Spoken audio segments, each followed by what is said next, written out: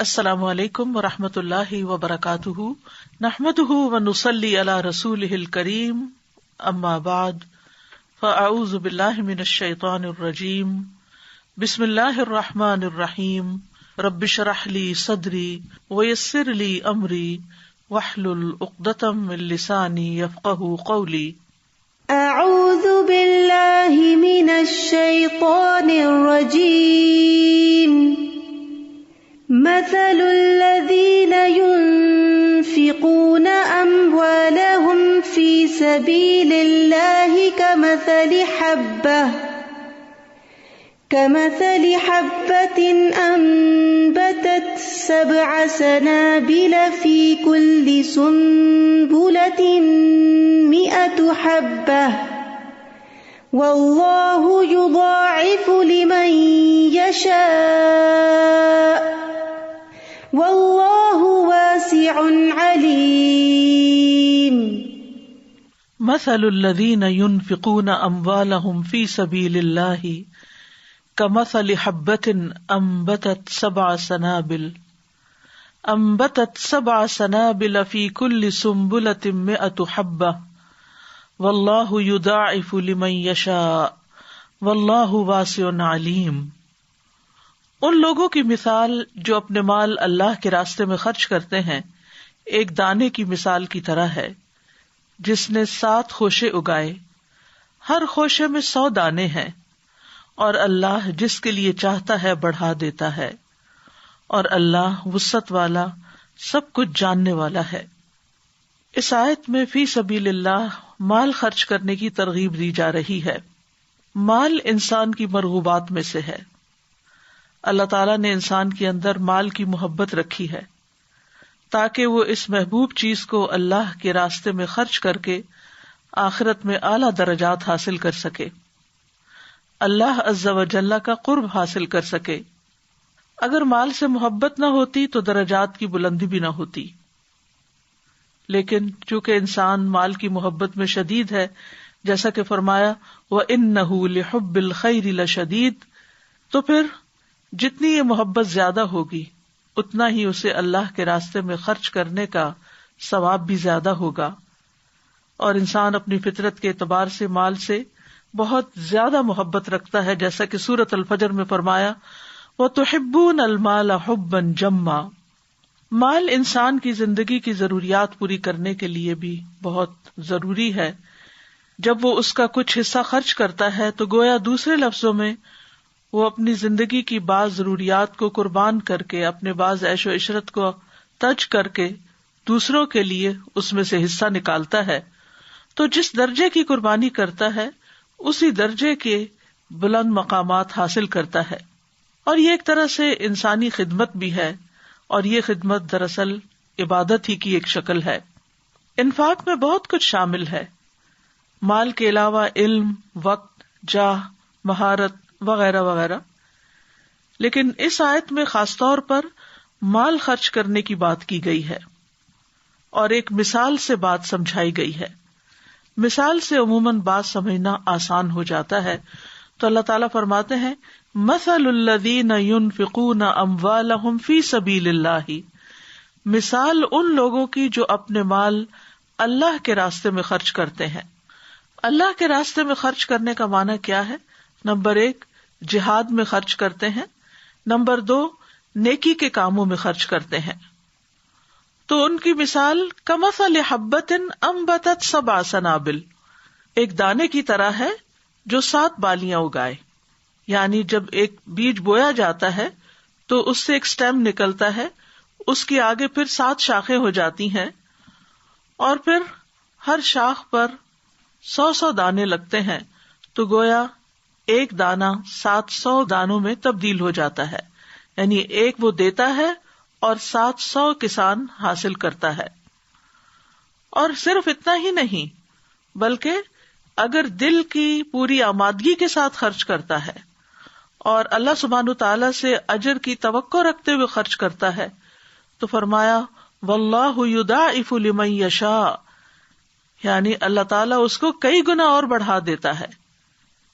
ہر نیکی کا اجر 10 سے 700 گنا تو ہے ہی، لیکن جتنا جتنا جس کے اندر خلوص ہوگا، جتنا اس کے اندر مال کی محبت کے باوجود اس کو خرچ کرنے کا جذبہ ہوگا، تو اس جذبے کے اعتبار سے اس کا اجر بھی بڑھا دیا جائے گا۔ لیکن اگر اس اخلاص میں کمی ہے اور بہت مشکل سے اس نے نکالا ہے، اپنے اوپر ایک بوجھ سمجھتے ہوئے اور دل کی کراہت کے ساتھ، یعنی محبت کے ساتھ نہیں، کراہت کے ساتھ، تو ہو سکتا ہے کہ یہ 700 گنا بھی نہ بنے، یعنی اسی اعتبار سے زیادہ ہوگا جتنا اس کے اندر اخلاص ہوگا، جذبہ ہوگا۔ جہاں تک 10 سے 700 گنا تک کا تعلق ہے تو اس کی وضاحت ایک حدیث سے بھی ہوتی ہے جو صحیح مسلم میں آتی ہے۔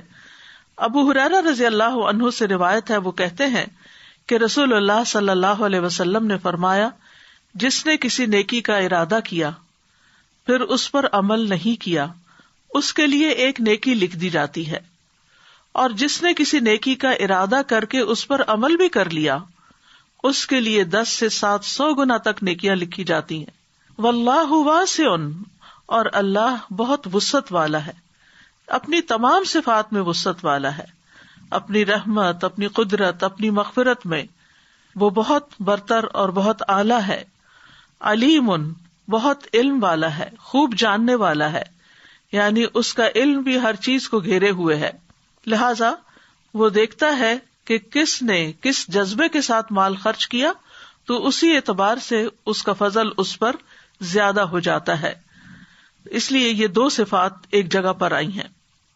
تو یہاں چونکہ مال کا ذکر کیا گیا ہے، تو مال ہر وہ چیز ہوتی ہے جو انسان کی ملکیت میں ہو، خواہ وہ کوئی حصی چیز ہو جس کی کوئی قیمت ہو، یا نفع والی چیز ہو جیسے مانوی چیزیں، کوئی ہنر وغیرہ ہو۔ حصی چیزوں میں جیسے درہم و دینار ہیں، روپیہ پیسہ ہے، ڈالرز ہیں، گاڑی ہے، گھر ہے، اور اسی طرح جو منافع حاصل ہوتے ہیں وہ تمام چیزیں اس میں شامل ہو جاتی ہیں۔ اور فی سبیل اللہ میں 2 چیزوں کا ہونا ضروری ہے، ایک یہ کہ وہ اللہ کے لیے خالص ہو، اور دوسرے یہ کہ وہ اللہ سبحانہ تعالیٰ کی شریعت کے مطابق ہو، اس کی پیروی میں ہو۔ اگر ان 2 شرائط کے ساتھ انسان مال خرچ کرے گا تو اس کو اللہ سبحانہ تعالیٰ کی طرف سے بہترین اجر ملے گا جس کا انسان شمار بھی نہیں کر سکتا۔ اور خاص طور پر جب انسان اللہ کے راستے میں خرچ کرتا ہے خالصتاً اللہ کی رضا کے لیے، کوئی دکھاوا نہیں، کوئی ریاکاری نہیں، کوئی شہرت کا شوق نہیں، کوئی لوگوں کے اندر مشہور ہونے کا جذبہ نہیں، اور پھر یہ کہ طریقہ بھی درست ہو، تو پھر اللہ سبحانہ تعالیٰ ایسے خرچ کرنے کو اپنے ذمہ قرض کے طور پر لیتا ہے۔ اسی لیے سورۃ البقرہ میں ہی اللہ تعالیٰ فرماتے ہیں، من ذا الذی یقرض اللہ قرضا حسنا فیضاعفہ لہ اضعافا کثیرہ واللہ یقبض ویبسط والیہ ترجعون۔ کون ہے وہ جو اللہ کو قرض دے، اچھا قرض یعنی خوبصورتی کے ساتھ دے اور اچھی چیز دے، پس وہ اسے اس کے لیے بہت زیادہ گنا بڑھا دے، اور اللہ بند کرتا ہے اور کھولتا ہے اور تم اسی کی طرف لوٹائے جاؤ گے۔ یعنی اللہ سبحانہ تعالیٰ ایسے صدقے کو اتنی عزت دیتا ہے کہ وہ اس کو اپنے ذمے قرض کے طور پر لیتا ہے، کیونکہ قرض ایسی چیز ہوتی ہے جس کا لوٹانا لازم ہوتا ہے، یعنی اللہ سبحانہ تعالیٰ پھر اس کا بہترین اجر اس کو کئی گنا زیادہ دے گا۔ فَيُضَاعِفَهُ لَهُ أَضْعَافًا كَثِيرًا، وہ اس کو اس کے لیے بہت زیادہ گنا بڑھا دے گا۔ جہاں تک مال خرچ کرنے کا تعلق ہے تو قرآن مجید کی متعدد آیات سے پتہ چلتا ہے کہ اللہ سبحانہ تعالیٰ بندوں کو اس پر ابھارتے ہیں اور خرچ کرنے کا شوق دلاتے ہیں۔ سورۃ ابراہیم میں اللہ تعالیٰ فرماتے ہیں، قُل لِعِبَادِيَ الَّذِينَ آمَنُوا يُقِيمُوا الصَّلَاةَ وَيُنْفِقُوا مِمَّا رَزَقْنَاهُمْ سِرًّا وَعَلَانِيَةً مِّن قَبْلِ أَن يَأْتِيَ يَوْمٌ لَا بَيْعٌ فِيهِ وَلَا خِلَالٌ۔ میرے بندوں سے جو ایمان لائے ہیں کہہ دیجئے کہ وہ نماز قائم کریں اور اس میں سے جو ہم نے انہیں دیا ہے پوشیدہ اور ظاہر خرچ کریں، اس سے پہلے کہ وہ دن آ جائے جس میں نہ کوئی خرید و فروخت ہوگی اور نہ کوئی دوستی کام آئے گی۔ پھر اسی طرح اللہ ہی کے دیے ہوئے مال میں سے خرچ کرنا دراصل اللہ سبحانہ تعالیٰ کے ساتھ تجارت کرنا ہے، جس کا کئی گنا منافع زیادہ ملے گا. اسی لیے اللہ تعالیٰ سورۃ التوبہ میں فرماتے ہیں ان اللہ اشترى من المؤمنین انفسهم واموالهم بان لهم الجنہ، بے شک اللہ نے مومنوں سے ان کی جانیں اور ان کے مال خرید لیے ہیں، یعنی مالوں کا سودا کر لیا، مال لے لیے ہیں. یعنی وہ مال جو ہم صدقے میں دیتے ہیں، فی سبیل اللہ دیتے ہیں، دین کی کاز کے لیے دیتے ہیں، اللہ سبحانہ تعالیٰ ان کو تجارت سے تشبیہ دیتے ہیں، اس کے بدلے کہ یقیناً ان کے لیے جنت ہے. یعنی وہ مال جو اللہ کی راہ میں خرچ کیے جاتے ہیں اس کے بدلے میں انسان کے لیے جنت کا وعدہ ہے. پھر یہ کہ خرچ کرنے سے اللہ کا قرب اور اس کی رحمت ملتی ہے. سورۃ التوبہ میں ہی فرمایا وَمِنَ الْأَعْرَابِ مَن يُؤْمِنُ بِاللَّهِ وَالْيَوْمِ الْآخِرِ وَيَتَّخِذُ مَا يُنْفِقُ قُرُبَاتٍ عِندَ اللَّهِ وَصَلَوَاتِ الرَّسُولِ أَلَا إِنَّهَا قُرْبَةٌ لَهُمْ سَيُدْخِلُهُمُ اللَّهُ فِي رَحْمَتِهِ إِنَّ اللَّهَ غَفُورٌ رَحِيمٌ. اور بدویوں میں سے کچھ وہ ہیں جو اللہ اور یوم آخرت پر ایمان رکھتے ہیں اور جو کچھ خرچ کرتے ہیں اسے اللہ کے ہاں قربتوں اور رسول کی دعاؤں کا ذریعہ سمجھتے ہیں. سن لو بے شک وہ ان کے لیے قرب کا ذریعہ ہیں. یعنی اللہ تعالیٰ یقین دہانی کراتے ہیں کہ ایسا مال جو انسان اللہ کا قرب پانے کے لیے خرچ کرتا ہے تو جواب میں بدلے میں یقیناً اسے اللہ کا قرب حاصل ہوتا ہے. ان قریب اللہ انہیں اپنی رحمت میں داخل کرے گا، یعنی آخرت میں جنت کا وعدہ بھی ہے. بے شک اللہ بے حد بخشنے والا نہایت رحم فرمانے والا ہے. پھر اسی طرح دنیا میں بھی اور پھر آخرت میں بھی مال کا خرچ کرنا خوف اور غم سے نجات کا ذریعہ ہے. سورۃ البقرہ میں اللہ تعالیٰ فرماتے ہیں الذین ينفقون اموالهم باللیل والنہار سرا وعلانیۃ فلہم اجرہم عند ربہم ولا خوف علیہم ولا ہم یحزنون. وہ لوگ جو اپنے مال رات اور دن چھپے اور کھلے خرچ کرتے ہیں، یعنی رات کو بھی اور دن کو بھی، جب ضرورت پڑے اور ضرورت نہ بھی ہو تو خود ضرورت مندوں کو ڈھونڈتے ہیں اور ان پر احسان نہیں کرتے بلکہ اپنے آپ پر ہی احسان کرتے ہوئے اللہ کے راستے میں خرچ کرتے ہیں.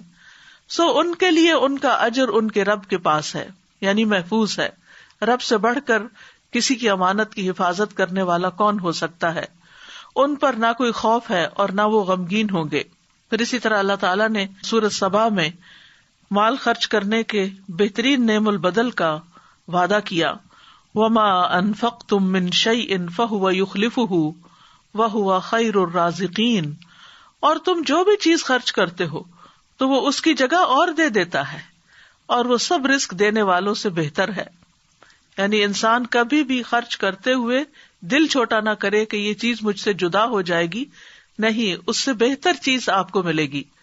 اب دیکھیے کہ یہ جو دینے کا اصول ہے یہ پوری کائنات کے اندر آپ کو نظر آئے گا. سورج دیتا ہے کیا؟ دھوپ، روشنی، گرمی. چاند دیتا ہے روشنی. پھر اسی طرح درخت دیتے ہیں یا آکسیجن یا پھل پھول. پھر اسی طرح بادل دیتے ہیں، سمندر اپنا پانی لینے دیتا ہے، ہوائیں بادلوں کو اٹھا کر ایک جگہ سے دوسری جگہ لے جاتی ہیں فائدہ پہنچانے کے لیے. تو یہ جو دینے کا اصول ہے یہ ساری کائنات کے اندر ہے اور جو بھی دیتا ہے وہ اس سے بہتر پاتا ہے. اور اس طرح انسان نہ صرف یہ کہ دنیا میں یعنی اپنی زندگی میں بلکہ مرنے کے بعد بھی اس کا فائدہ دوسروں کو پہنچاتا رہتا ہے. تو دینے والے لوگ اللہ کے محبوب ہوتے ہیں اور اللہ سبحانہ تعالیٰ ان سے اچھے بدلے کا وعدہ کرتا ہے اور اللہ کے راستے میں خرچ کرنے پر انسان کو پورا پورا واپس بھی مل جاتا ہے. تو اگر انسان کائنات کے ساتھ ہم آہنگی اختیار نہیں کرتا یعنی دینے والا نہیں بنتا تو پھر محروم رہ جاتا ہے، پھر پریشانیاں اس کو گھیر لیتی ہیں. جو دوسروں کے دکھ درد میں کام آتا ہے اللہ سبحانہ تعالیٰ اس کو بھی اسی طرح تکلیفوں اور دکھوں اور دردوں سے نجات عطا کرتے ہیں. فرمایا وما تنفقوا من شیء فی سبیل اللہ یوفی الیکم وانتم لا تظلمون. اور جو چیز بھی تم اللہ کے راستے میں خرچ کرو گے وہ تمہاری طرف پوری لوٹا دی جائے گی. یعنی اللہ تعالیٰ کو تو اس کی ضرورت نہیں ہے، وہ تو اپنے پاس نہیں رکھے گا. اور آپ دیکھیے کہ جس پر یہ یقین ہو کہ وہ ہماری امانت واپس کرے گا اور لازماً واپس کرے گا، تو اس کو آپ خوشی سے دیتے ہیں، خوشی سے اس کے پاس رکھواتے ہیں. یہ جو ہم خرچ کر رہے ہوتے ہیں یہ ہمارے ہاتھ سے ضائع نہیں ہو رہا ہوتا، یہ ہمارے اپنے ہی لیے کہیں اور جمع ہو رہا ہوتا ہے. ایک وہ مال ہوتا ہے جسے ہم دنیا کے بینک میں جمع کراتے ہیں، اور ایک وہ ہوتا ہے جس کو ہم آخرت بینک میں یا اللہ کے پاس جمع کرواتے ہیں. دنیا میں بہت دفعہ ایسا بھی ہوتا ہے کہ جمع کروانے کے بعد نکالنے کی مہلت ہی نہیں آتی کہ انسان اس دنیا سے ہی چل بستا ہے، لیکن اللہ کے پاس تو ہم سب کو واپس جانا ہے. انا للہ و انا الیہ راجعون، بے شک ہم اللہ ہی کے لیے ہیں اور اسی کی طرف واپس جانے والے ہیں. تو جو کچھ اپنی زندگی میں ہم آگے بھیجتے رہیں گے وہ وہاں پورا پورا، نہ صرف یہ کہ جو بھیجا وہ، بلکہ اس کو 10 گنا سے 700 گنا اور اس سے بھی زیادہ، کئی گنا زیادہ اخلاص کے مطابق اللہ سبحانہ و تعالیٰ بندوں کو واپس کرے گا. اور اس کے ساتھ ساتھ نہ صرف یہ کہ اجر ملے گا بلکہ اس کے علاوہ عذاب علیم سے نجات بھی ملے گی. اللہ تعالیٰ فرماتے ہیں یا ایھا الذین آمنوا هل ادلکم علی تجارۃ تنجیکم من عذاب علیم تؤمنون باللہ ورسولہ وتجاہدون فی سبیل اللہ باموالکم وانفسکم ذالکم خیر لکم ان کنتم تعلمون. اے لوگو جو ایمان لائے ہو، کیا میں تمہاری ایسی تجارت کی طرف رہنمائی نہ کروں جو تمہیں دردناک عذاب سے بچا لے؟ تم اللہ اور اس کے رسول پر ایمان لاؤ اور اپنے مالوں اور جانوں کے ساتھ اللہ کی راہ میں جہاد کرو، یہ تمہارے لیے بہتر ہے اگر تم جانتے ہو. تو یہاں بھی مال خرچ کرنے کی بات ہے، جس کا صلہ نتیجہ کیا بتایا گیا کہ تمہیں عذاب علیم سے نجات ملے گی. مال کا خرچ کرنا گناہوں کی معافی کا ذریعہ بھی ہے. فرمایا ان تقرضوا اللہ قرضا حسنا یضاعفہ لکم ویغفر لکم واللہ شکور حلیم. اگر تم اللہ کو قرض دو گے، اچھا قرض، تو وہ اسے تمہارے لیے کئی گنا زیادہ کر دے گا اور تمہیں بخش دے گا، اور اللہ بڑا قدردان بے حد بردبار ہے. پھر اسی طرح ایک اور جگہ پر فرمایا فالذین آمنوا منکم وانفقوا لهم اجر کبیر، کہ جو لوگ تم میں سے ایمان لائے اور انہوں نے خرچ کیا ان کے لیے اجر کبیر ہے، یعنی بہت بڑا اجر ہے. پھر اسی طرح یہ خرچ کرنا جنت میں داخلے کا ذریعہ ہے. فرمایا وسارعوا الی مغفرۃ من ربکم وجنۃ عرضها السماوات والارض اعدت للمتقین الذین ينفقون فی السراء والضراء والکاظمین الغیظ والعافین عن الناس واللہ یحب المحسنین. اور ایک دوسرے سے بڑھ کر دوڑو اور اپنے رب کی جانب سے بخشش کی طرف اور اس جنت کی طرف جس کی چوڑائی آسمانوں اور زمین کے برابر ہے، ڈرنے والوں کے لیے تیار کی گئی ہے. کون ہے وہ؟ جو خوشی اور تکلیف میں خرچ کرتے ہیں، یعنی صرف اچھے دنوں میں خرچ نہیں کرتے، تنگ دست بھی ہو تو بھی وہ اللہ کے راستے میں خرچ کرتے ہیں، اور غصے کو پی جانے والے ہیں اور لوگوں سے درگزر کرنے والے ہیں، اور اللہ نیکی کرنے والوں سے محبت رکھتا ہے. اس کے برعکس جو لوگ اللہ کے راستے میں خرچ نہ کریں، قرآن مجید میں ان کی مذمت بھی کی گئی ہے. فرمایا ہا انتم ہؤلاء تدعون لتنفقوا فی سبیل اللہ فمنکم من یبخل ومن یبخل فانما یبخل عن نفسہ واللہ الغنی وانتم الفقراء وان تتولوا یستبدل قوما غیرکم ثم لا یکونوا امثالکم. سنو، تم وہ لوگ ہو کہ تم بلائے جاتے ہو تاکہ اللہ کی راہ میں خرچ کرو، تو تم میں سے کچھ وہ ہیں جو بخل کرتے ہیں، اور جو بخل کرتا ہے وہ در حقیقت اپنے آپ ہی سے بخل کرتا ہے، اور اللہ بے پرواہ ہے اور تم ہی محتاج ہو. اور اگر تم پھر جاؤ گے تو وہ تمہاری جگہ تمہارے سوا اور لوگوں کو لے آئے گا، پھر وہ تمہاری طرح نہیں ہوں گے. تو اس لیے یاد رکھنا چاہیے کہ جو کچھ ہم اللہ کے راستے میں خرچ کریں گے وہ ہمارے اپنے ہی فائدے کے لیے ہوگا. قرآن مجید کے علاوہ متعدد احادیث میں بھی خرچ کرنے کی فضیلت بتائی گئی ہے. ابو سعید خدری سے روایت ہے کہ ایک آدمی نبی صلی اللہ علیہ وسلم کے پاس آیا اور کہا کہ لوگوں میں سے افضل کون ہے؟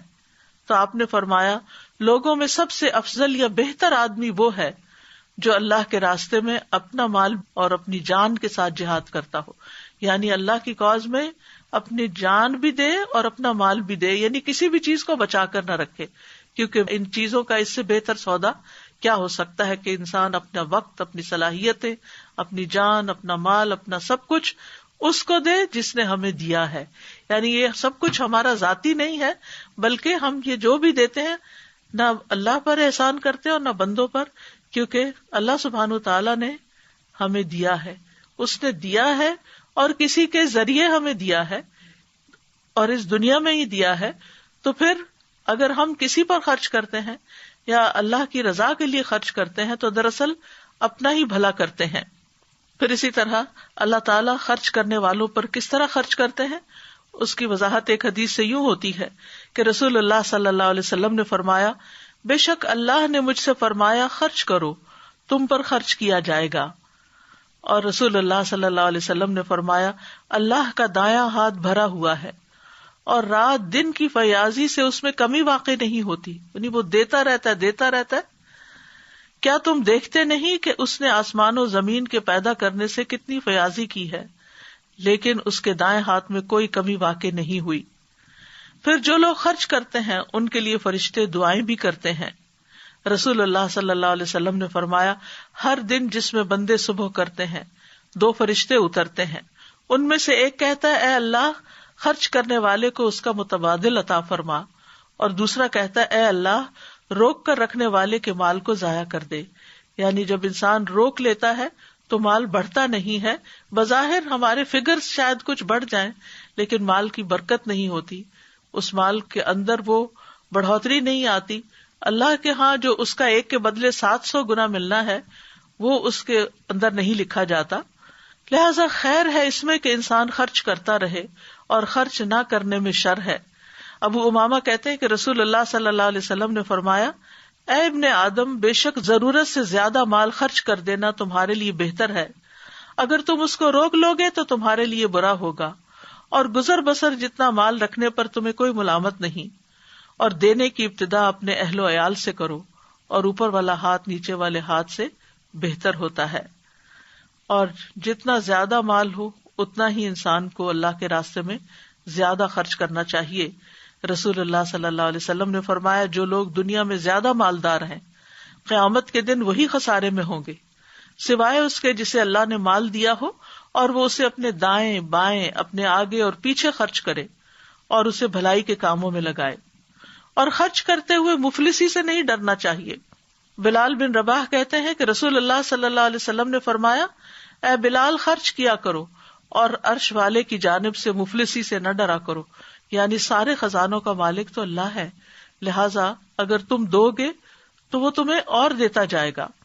اور جب تک انسان دیتا رہتا ہے انسان کے پاس نعمتیں باقی رہتی ہیں، اور جب انسان دوسروں کو دینا بند کر دیتا ہے تو اللہ سبحانہ تعالیٰ اس سے وہ نعمتیں کسی اور کی طرف منتقل کر دیتا ہے. عبداللہ بن عمر فرماتے ہیں کہ رسول اللہ صلی اللہ علیہ وسلم نے فرمایا، اللہ تعالیٰ کے پاس لوگوں کے لیے نعمتیں ہیں، وہ انہیں ان کے پاس اس وقت تک باقی اور ثابت رکھتا ہے جب تک کہ وہ مسلمانوں کی حاجات پوری کرنے میں لگے رہتے ہیں اور ان سے تنگ نہیں ہوتے، اور جب وہ ان سے تنگ ہو جاتے ہیں تو وہ انہیں دوسرے لوگوں کی طرف منتقل کر دیتا ہے. یعنی بعض اوقات کوئی شخص بار بار ہم سے مانگے تو ہم اریٹیٹ ہونے لگتے ہیں اور ہم تنگ ہونے لگتے ہیں کہ اس نے تو روز کا کام بنا لیا ہے، اور مختلف طریقوں سے بعض اوقات ڈانٹ ڈپٹ بھی کر لیتے ہیں یا احسان جتا دیتے ہیں یا اس کو کوئی نصیحتیں کرنا شروع کر دیتے ہیں. تو ایسے میں پھر انسان کو خیر منانی چاہیے کہ جو اس کے پاس ہے وہ اس کے لیے کتنا فائدہ مند ہوگا. کیونکہ مال خرچ کرنے سے نہ صرف یہ کہ انسان کو مزید مال ملتا ہے یا مزید نعمتیں ملتی ہیں، بلکہ انسان سے بہت سے شر بھی ٹلتے ہیں. مثلاً بیماریوں سے حفاظت ملتی ہے. رسول اللہ صلی اللہ علیہ وسلم نے فرمایا، اپنے مریضوں کا علاج صدقے کے ذریعے کیا کرو. ابن شقیق کہتے ہیں کہ میں نے عبداللہ بن مبارک کو اس وقت کہتے ہوئے سنا جب ان کے پاس ایک آدمی آیا اور اس نے ان سے اپنے گھٹنے میں نکلنے والے ایک زخم کے بارے میں پوچھا کہ اس زخم کو 7 سال ہو چکے ہیں اور بہت سے علاج بھی کروائے ہیں، طبیبوں سے بھی پوچھا ہے لیکن اسے کوئی فائدہ نہیں ہوا. تو عبداللہ بن مبارک نے کہا، جاؤ ایسی جگہ جا کر کنواں کھدواؤ جہاں پانی کی ضرورت ہو، مجھے امید ہے کہ جب وہاں سے چشمہ پھوٹے گا تو تمہارا یہ خون رسنا بند ہو جائے گا. جب اس شخص نے ایسا کیا تو وہ صحت یاب ہو گیا. اسی طرح بہت سی مشکلات سے نجات ملتی ہے۔ حارث اشعری کہتے ہیں کہ اللہ کے نبی صلی اللہ علیہ وسلم نے فرمایا، بے شک اللہ عز و جل نے یحییٰ بن زکریہ علیہ السلام کو 5 باتوں کے متعلق حکم دیا کہ ان پر خود بھی عمل کریں اور بنی اسرائیل کو بھی ان پر عمل کرنے کے لیے کہیں۔ ان میں سے ایک یہ ہے کہ میں تمہیں صدقہ کرنے کا حکم دیتا ہوں، کیونکہ اس کی مثال جسے دشمن نے قید کر کے اس کے ہاتھ گردن سے باندھ دیے ہوں اور پھر اسے قتل کرنے کے لیے لے چلے، اور وہ ان سے کہیں کہ کیا تم میری جان کا فدیہ وصول کرنے کے لیے تیار ہو، پھر وہ تھوڑے اور زیادہ کے ذریعے جس طرح بھی بن پڑے اپنی جان کا فدیہ پیش کرنے لگے یہاں تک کہ اپنے آپ کو چھڑا لے۔ یعنی انسان بڑی سے بڑی مشکل میں گھر جائے، اس کی جان کو بھی خطرہ لاحق ہو جائے، تو صدقے سے ان بیماریوں اور ان مصیبتوں کا بھی علاج کیا جا سکتا ہے۔ پھر قیامت کے دن باعث ذخیرہ ہوگا اور ایک کے بدلے میں 700 گنا اجر ملے گا۔ نبی صلی اللہ علیہ وسلم نے فرمایا، جس نے اللہ کی راہ میں کوئی چیز خرچ کی اس کے لیے 700 گنا لکھا جاتا ہے۔ ابو مسعود کہتے ہیں کہ ایک آدمی نے اللہ کے راستے میں ایک اونٹنی صدقہ کی جس کی ناک میں نکیل بھی پڑی ہوئی تھی، تو رسول اللہ صلی اللہ علیہ وسلم نے فرمایا، قیامت کے دن یہ 700 اونٹنیاں لے کر آئے گا جن کی ناک میں نکیل پڑی ہوگی، یعنی اس کا انٹینجیبل بدلہ اس کو وہاں دیا جائے گا۔ پھر اسی طرح یہ ہے کہ گناہوں کی معافی ملتی ہے، گناہ دھل جاتے ہیں۔ جابر کہتے ہیں کہ نبی صلی اللہ علیہ وسلم سے انہوں نے سنا، وہ کعب بن عجرہ سے فرما رہے تھے، اے کعب، صدقہ گناہوں کو اس طرح مٹاتا ہے جیسے پانی آگ کو مٹا دیتا ہے۔ سفیان ثوری جب اپنے دروازے پر کسی سائل کو دیکھتے تو ان کا سینہ کھل جاتا، وہ خوش ہو جاتے اور وہ کہتے، اس آدمی کو مرحبا، ویلکم، جو میرے گناہ دھونے کے لیے آیا ہے، یعنی مجھ سے لینے کے لیے آیا ہے، خوش ہو کر اس کو دیتے۔ اب سوال یہ پیدا ہوتا ہے کہ خرچ کہاں کیا جائے؟ سب سے پہلے تو یہ کہ انسان ضرورت مند انسانوں پر خرچ کرے، اور خرچ کرنے کی ترتیب کچھ یوں ہے۔ آپ نے فرمایا کہ جب تم میں سے کوئی فقیر ہو جائے تو اسے چاہیے کہ اپنے نفس سے شروع کرے، پہلے اپنے اوپر خرچ کرے، پھر کچھ بچ جائے تو اپنے اہل و عیال پر خرچ کرے، اس میں سے بھی بچ جائے تو اپنے عزیز و اقارب پر خرچ کرے، اس میں سے بھی بچ جائے تو پھر ادھر ادھر خرچ کرے۔ قرآن مجید سے بھی یہ بات ہمیں کچھ یوں پتہ چلتی ہے، یسألونک ماذا ينفقون قل ما انفقتم من خیر فللوالدین والاقربین والیتامى والمساکین وابن السبیل وما تفعلوا من خیر فإن اللہ بہ علیم۔ وہ آپ سے پوچھتے ہیں کیا چیز خرچ کریں، کہہ دو تم خیر میں سے جو بھی خرچ کرو سو وہ ماں باپ اور زیادہ قرابت والوں اور یتیموں اور مسکینوں اور مسافر کے لیے ہے، اور تم نیکی میں سے جو کچھ بھی خرچ کرو گے تو بے شک اللہ اسے خوب جاننے والا ہے۔ ابو قلابہ نے عیال سے شروع کیا، پھر ابو قلابہ نے کہا، اس سے بڑھ کر کس آدمی کا اجر ہوگا جو اپنے چھوٹے بچوں پر ان کی عزت و آبرو بچانے کے لیے خرچ کرتا ہے، یا اللہ ان کو اس کے سبب سے نفع دیتا ہے اور ان کو بے پرواہ کر دیتا ہے۔ پھر اسی طرح یہ ہے کہ ایک اور جگہ پر بھی آتا ہے کہ نبی صلی اللہ علیہ وسلم نے فرمایا، اے لوگو، اللہ سے اس کے دیے ہوئے مال کے بدلے اپنے نفسوں کو خرید لو۔ اگر تم میں سے کوئی بخل کر کے اپنا مال لوگوں کو نہ دے تو وہ اپنے آپ سے شروع کرے، اپنی ضروریات پر خرچ کرے، خود پر صدقہ کرے، اللہ کے دیے ہوئے میں سے کھائے اور پہنے۔ پھر اسی طرح اپنے اہل و عیال پر خرچ کرنا بھی فی سبیل اللہ شمار ہوتا ہے۔ کعب بن عجرہ کہتے ہیں کہ نبی صلی اللہ علیہ وسلم کے پاس سے ایک شخص گزرا تو رسول اللہ صلی اللہ علیہ وسلم کے صحابہ نے اسے بہت قوی اور چست پایا۔ انہوں نے عرض کیا، اللہ کے رسول، اگر یہ شخص اللہ کے راستے میں ہوتا، یعنی جہاد کرتا تو بہتر تھا۔ تو آپ نے فرمایا، اگر یہ شخص اپنے چھوٹے بچوں کے لیے بھاگ دوڑ کرنے نکلا ہے تو یہ اللہ کے راستے میں ہے، اگر یہ اپنے بوڑھے بزرگ والدین کے لیے بھاگ دوڑ کرنے نکلا ہے تو یہ اللہ کے راستے میں ہے، اور اگر یہ اپنے نفس کے لیے بھاگ دوڑ کرنے نکلا ہے کہ اسے سوال سے بچائے تو یہ اللہ کے راستے میں ہے، اور اگر یہ دکھاوے اور باہم فخر کی خاطر بھاگ دوڑ کرنے نکلا کہ زیادہ مال کماؤں اور پھر اس کے ذریعے لوگوں پر فخر جتاؤں تو یہ شیطان کے راستے میں ہے۔ یعنی جب تک مال کمانے کی نیت درست ہے، جب تک اس کا یہ عمل عبادت ہے۔ اسی طرح اہل و عیال پر خرچ کرنا افضل خرچ کرنا ہے۔ رسول اللہ صلی اللہ علیہ وسلم نے فرمایا، افضل دینار جو آدمی خرچ کرتا ہے وہ ہے جو اپنے اہل و عیال پر خرچ کرتا ہے، اور وہ دینار جس کو اللہ کے راستے میں اپنے جانور پر خرچ کرتا ہے، اور وہ جو اپنے ساتھیوں پر اللہ کے راستے میں خرچ کرتا ہے۔ پھر اسی طرح ہم دیکھتے ہیں کہ بہنوں اور بیٹیوں پر خرچ کرنا بھی ثواب کا باعث ہے۔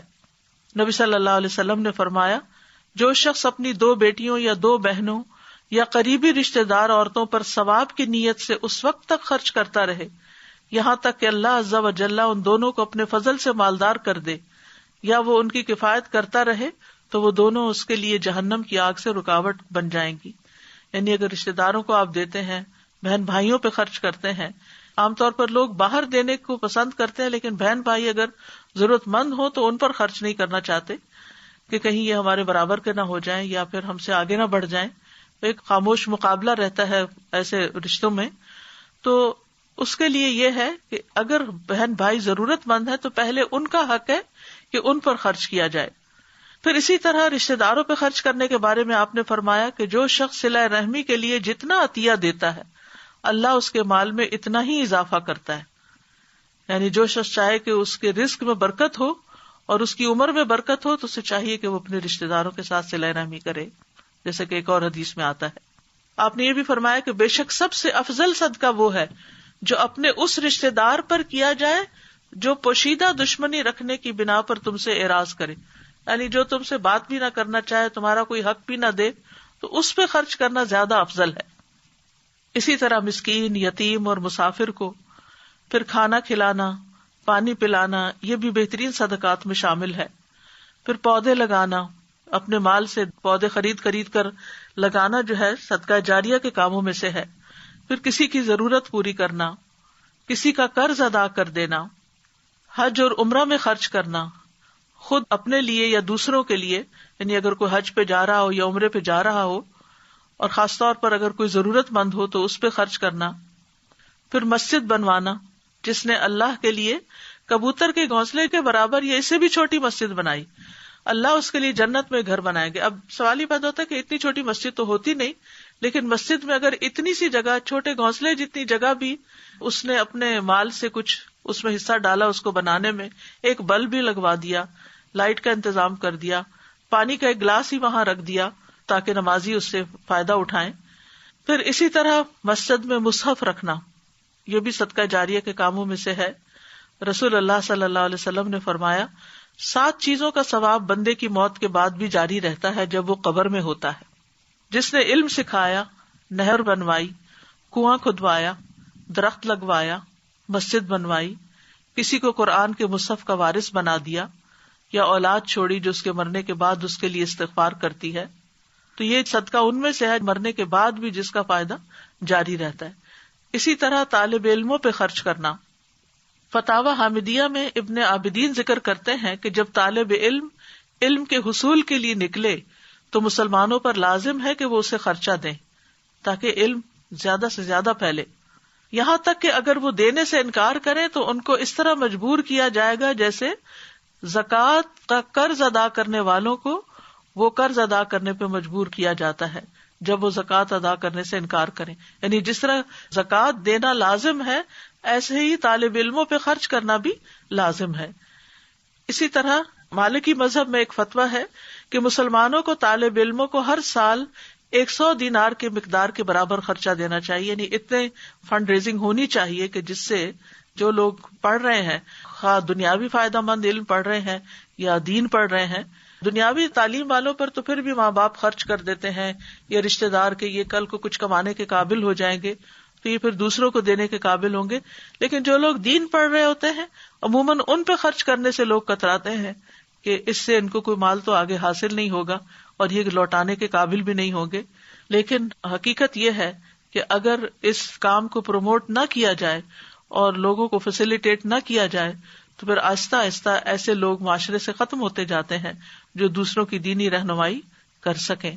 پھر اسی طرح ابن عابدین رد المختار میں کہتے ہیں کہ بیت المال کے مصارف میں سے ایک مصرف علماء کا اور طالب علم کا خرچ دینا ہے، وہ علماء اور طالب علم جو شرعی علم کے لیے وقف ہو چکے ہیں۔ اور طالب علم پر خرچ کرنے کا فائدہ کیا ہے؟ انس بن مالک کہتے ہیں نبی صلی اللہ علیہ وسلم کے زمانے میں 2 بھائی تھے، جن میں سے ایک تو نبی صلی اللہ علیہ وسلم کی خدمت میں آیا کرتا تھا اور دوسرا بھائی کماتا تھا. چنانچہ کمانے والے بھائی نے اپنے دوسرے بھائی کے بارے میں جو نبی صلی اللہ علیہ وسلم سے علم حاصل کرتا تھا یہ شکایت کی کہ یہ کچھ کام نہیں کرتا. تو آپ نے فرمایا شاید کہ تم اس کی وجہ سے ہی رزق دیے جاتے ہو، یعنی تمہاری کوشش میں، تمہاری کمائی میں اس کے اوپر خرچ کرنے کی وجہ سے ہی برکت ہو. یعنی بعض اوقات انسان دوسروں پہ خرچ کرتا رہتا ہے اور شیطان وسوسہ ڈالتا ہے کہ تمہارا مال ختم ہو رہا ہے، کم ہو رہا ہے، لیکن ہو سکتا ہے کہ اللہ نے تمہیں دینے کا جو وسیلہ بنایا ہوا ہے وہ انہی مسکینوں اور ضرورت مندوں کی وجہ سے بنا رکھا ہو. سلف صالحین جو تھے وہ علم والوں پر خوشی سے خرچ کیا کرتے تھے. لیث بن سعد ہر سال امام مالک بن انس کو 100 دینار بھیجتے تھے. ابن لہیعہ جو حدیث کے ائمہ میں سے ایک امام تھے، جب ان کی کتابیں جل گئیں تو لیث نے ان کی طرف 1000 دینار بھیجے. پھر اسی طرح انسان کو خرچ کرتے ہوئے یہ خیال رکھنا چاہیے کہ خالص اللہ کی رضا کے لیے خرچ ہو، کیونکہ صرف وہ چیز قبول ہوتی ہے جو صرف اللہ سبحانہ تعالیٰ کے لیے کی جاتی ہے. تو عمومی طور پر یہ جو دینے کی بات ہے اس میں یہ ہے کہ خدمت دین کے کاموں میں خرچ کرنا چاہیے. اسی طرح مصالح عامہ کے جس میں پبلک کو سہولت ہو جن چیزوں پر، اس کے لیے مسجد بنانا تو ہم دین کا کام سمجھتے ہی ہیں، لیکن پہلے زمانے میں مسافروں کے لیے رات ٹھہرنے کی جگہ نہیں ہوا کرتی تھی، تو مسافر خانے بنوانا، پل تعمیر کروانا، سڑکیں بنوانا، پھر اسی طرح ہسپتال بنوانا، اور خصوصاً ایسے علاقوں میں ڈسپینسریز اور ہاسپٹل بنوانا جہاں لوگوں کی صحت کی ضروریات پوری نہ ہوتی ہوں، پھر اسی طرح مدارس بنانا، یتیم خانے بنوانا، بیواؤں کے لیے مکانات کی تعمیر کرنا، قبرستان کے لیے زمین وقف کرنا. ریسنٹلی کورونا وائرس کی وجہ سے اسپین میں لاشوں کو یا جلایا جا رہا ہے یا پھر یہ کہ ان کو وہاں دفن کرنے کے لیے، اور وہ بھی چند سال کے لیے دفن کرنے کے لیے، اگر 5 سال کے لیے کوئی کرایہ پر لیتا ہے یا 10 سال کے لیے جگہ لیتا ہے، یعنی مستقل ہمیشہ کے لیے نہیں ملتی، تو اس پر کسی نے مجھے بتایا کہ 12 سے 15 لاکھ خرچ ہوتے ہیں. تو اب آپ اندازہ کیجئے کہ جہاں مسلمانوں نے اپنے لیے زمین لے کر قبرستان نہیں بنائے، وہاں اس وقت جبکہ کثرت سے لوگوں کی ڈیتھس ہو رہی ہیں تو دفنانا ایک الگ مسئلہ بن گیا ہے. فلائٹس نہیں جا رہی آ رہی، جس کی وجہ سے وہ پہلے تو باڈیز پاکستان بھیج دیا کرتے تھے کیونکہ بھیجنا سستا تھا بنسبت اس کے کہ وہ لوکلی دفنایا جائے. تو ایسی جگہوں پر جہاں قبرستان کے لیے زمین نہ ہو مسلمانوں کے، وہاں مل جل کر پیسے اکٹھے کر کے زمین کا بندوبست کرنا، کیونکہ اگر اس میں مردے دفنا دیے جائیں پھر ہر کچھ عرصے کے بعد ان کی ہڈیاں ایک طرف کر کے نئی لاشیں وہاں دفن کی جا سکتی ہیں. جیسے آپ دیکھتے ہیں مقبرۃ البقیع میں کہ وہاں پر مستقل طور پر نبی صلی اللہ علیہ وسلم کے زمانے سے لوگ دفن کیے جا رہے ہیں. پھر اسی طرح بیمار جانوروں کے علاج پر یا ان کے لیے جگہ بنانا، مغسلہ جیسے مردوں کو نہلانے کی جگہ، پھر اسی طرح درخت لگانے پر، پھر لنگر کھولے جا سکتے ہیں، فوڈ بینکس بنائے جا سکتے ہیں، راستے بنائے جا سکتے ہیں جہاں پر لوگوں کو آنے جانے میں تکلیف ہو، لوگوں کے لیے ٹرانسپورٹ کا انتظام، یعنی ضرورت مند لوگوں کی ٹرانسپورٹ کا انتظام کیا جا سکتا ہے، پانی کا انتظام کیا جا سکتا ہے. یعنی ایک تو کنواں کھدوانا ہے، اس کے علاوہ بھی جیسے کولر وغیرہ رکھوا دینا مختلف پبلک پلیسز پر. کیونکہ جب انسان مال خرچ کرتا ہے تو اپنے لیے بہت سے فائدے حاصل کرتا ہے. نہیں دیتا تو وہ ایک چیز ہے، مال دیتا ہے، لیکن اس کو کیا کیا ملتا ہے؟ سب سے پہلی بات تو یہ کہ شرح صدر ہوتا ہے، دل کھل جاتا ہے، راحت قلب نصیب ہوتی ہے، رزق میں اضافہ ہوتا ہے، جن کو دیتا ہے ان کے ساتھ تعلقات اچھے ہو جاتے ہیں، فقر کا علاج ہے. کسی نے اپنا واقعہ مجھ سے شیئر کیا تھا کہ ان کے بھائی کا اچانک کاروبار ختم ہو گیا اور بہت تھوڑا اس کے پاس باقی رہا، تو اس نے وہ اللہ کے راستے میں دے دیا، اور اس کے بعد جو اس کے اوپر اللہ سبحانہ وتعالیٰ کی رحمتوں کی بارش ہوئی.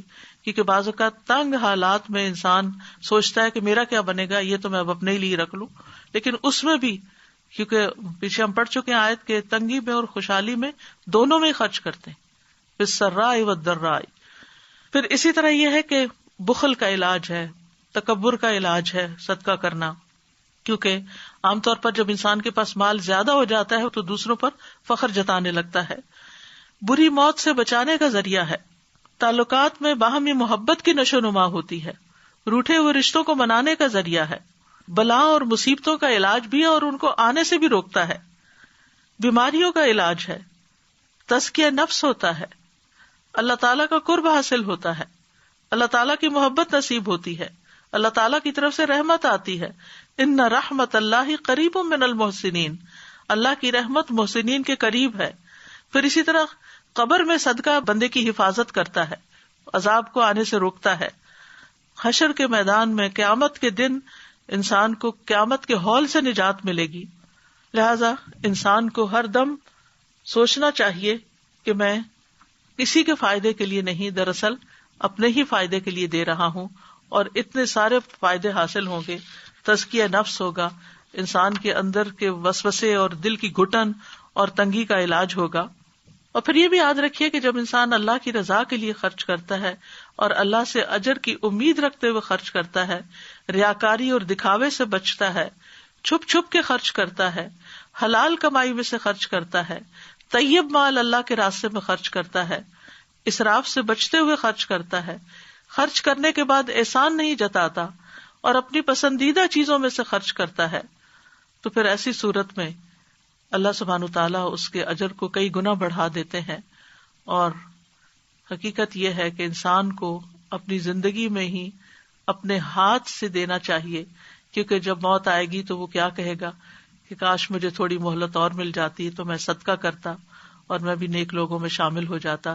یعنی موت کے وقت انسان کو سب سے زیادہ جو چیز فائدہ مند نظر آئے گی وہ صدقہ کرنا ہے، اور ہمیں گن گن کر رکھنے کی بجائے اللہ کے راستے میں دینا چاہیے. اور یہ بھی یاد رکھیے کہ بعض زمان اور مکان کے اعتبار سے بھی صدقے کا اجر و ثواب بڑھ جاتا ہے.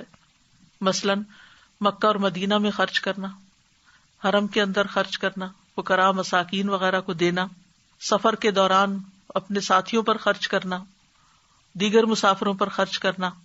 پھر اسی طرح بیماری کے وقت خرچ کرنا، کہ جب انسان کو اس بات کی ضرورت ہو کہ اپنے علاج کے لیے بھی پیسہ چاہیے، اپنے علاج کے لیے بھی ضروریات بڑھ جاتی ہیں. عام روزمرہ زندگی میں تو انسان کو کھانے پینے کی ضروریات ہوتی ہیں، لیکن بیماری میں مزید خرچ بڑھ جاتے ہیں، تو اس وقت خرچ کرنا. پھر اسی طرح فی سبیل اللہ، اللہ کے راستے میں خرچ کرنا، رمضان کے مہینے میں خرچ کرنا. پھر رمضان کے مہینے میں خاص طور پر روزہ وغیرہ کھلوانا اور ضرورت مندوں کی ضرورت پوری کرنا. بعض لوگ تو اپنی زکوٰۃ بھی رمضان کے مہینے میں نکالتے ہیں، تو ضروری نہیں ہے وہ تو جب سال پورا ہو جائے تو فوراً نکال دیں، رمضان کا انتظار نہ کریں. لیکن اگر آپ کی تاریخیں وہی بنتی ہیں تو بہتر یہی ہے کہ پھر فوراً رمضان میں ہی زکوٰۃ نکال دی جائے، کیونکہ رمضان میں خرچ کرنا غیر رمضان سے افضل ہے. پھر عشرہ ذی الحجہ میں خرچ کرنا، کیونکہ سال بھر میں کوئی بھی نیک کام اتنا اجر نہیں پاتا جتنا عشرہ ذی الحج میں انسان جب کوئی نیکی کرتا ہے. پھر اسی طرح اگر کوئی حج پہ جا رہا ہو تو وہ فی سبیل اللہ ہوتا ہے، اس پر خرچ کرنا. اسی طرح عید کے دنوں میں خرچ کرنا، بھوک کے دن کھانا کھلانا، اگر کوئی بیمار ہے تو اس کے علاج کے لیے خرچ دینا. اور اس کے لیے انسان کو ضرورت مندوں کو تلاش کرنا چاہیے. گویا دوسرے لفظوں میں انسان کا ایک مزاج ہی بن جائے کہ وہ اس کو دیتے ہی رہنا ہے، دینے والا بننا ہے. اور پھر جو شخص دیتا رہتا ہے اس کا صدقہ صرف اس کی زندگی میں ہی فائدہ نہیں دیتا، بلکہ اس کی موت کے بعد بھی جب تک وہ باقی رہتا ہے اس کا اثر. مثلا وہ درخت لگاتا ہے تو اس کی موت کے بعد بھی جب تک اس درخت سے لوگ فائدہ اٹھائیں گے، اس کے سائے کے نیچے بیٹھیں گے، اس کے پھل کھائیں گے، آکسیجن لیں گے اس سے، تو اس کے لیے وہ صدقہ جاریہ ہوگا. تو بنیادی طور پر اس ساری بات کا جو مقصد ہے وہ یہ ہے کہ انسان کو نفع دینے والا بننا چاہیے، فائدہ دینے والا بننا چاہیے. اور یہ نفع رسانی کا جذبہ جو ہے یہ اعلیٰ ترین جذبہ ہے. اور جس آدمی کے اندر یہ جذبہ ہو وہ صرف اتنا نہیں کہ وہ اپنی زندگی میں ہی کچھ کرتا ہے، بلکہ ایسے کام بھی کرتا ہے کہ جو اس کی موت کے بعد بھی انسانوں کو فائدہ دیتے رہتے ہیں. وہ لانگ ٹرم سوچتا ہے اور وہ صرف اپنے لیے نہیں سوچتا، یہ صرف اپنے گھر والوں کے لیے نہیں، اس کا دائرہ وسیع ہوتا ہے. اور پھر یہ اسپرٹ پوری مسلم سوسائٹی کے اندر ہونی چاہیے. اور خاص طور پر اب رمضان کا مہینہ آ رہا ہے، اس میں جتنی مدیں میں نے بتائی ہیں ان میں سے ہر ایک میں تھوڑا تھوڑا خرچ کر سکے تو بہت ہی اچھا ہے موقع کی مناسبت سے. ورنہ یہ ہے کہ الذین ينفقون اموالهم فی سبیل اللہ، وہ لوگ جو اپنے مال اللہ کے راستے میں خرچ کرتے ہیں. یعنی دین کے کاموں میں، دین کے کاز میں. تو اس کے لیے جیسا کہ آپ جانتے ہیں کہ ان دنوں میں مساجد بھی بند ہیں، تو مساجد کی ڈونیشنز کم ہونے کی وجہ سے وہاں کے جو امام ہیں، وہاں کا جو عملہ ہے، وہاں کی جو مینٹیننس ہے، اس کے لیے اخراجات پورے کرنا مشکل ہو رہا ہے. پھر اسی طرح دینی مدارس ہیں، تو خصوصی طور پر ان دنوں میں ان کو بھی یاد رکھنے کی ضرورت ہے. اللہ سبحانہ وتعالیٰ خرچ کرنے والوں کو بے پناہ عطا کرے، اور جن کے دل تنگ ہیں اللہ ان کے دلوں کو کھول دے. وآخر دعوانا ان الحمد للہ رب العالمین. سبحانک اللہم وبحمدک، اشہد ان لا الہ الا انت، استغفرک واتوب الیک. السلام علیکم ورحمۃ اللہ وبرکاتہ.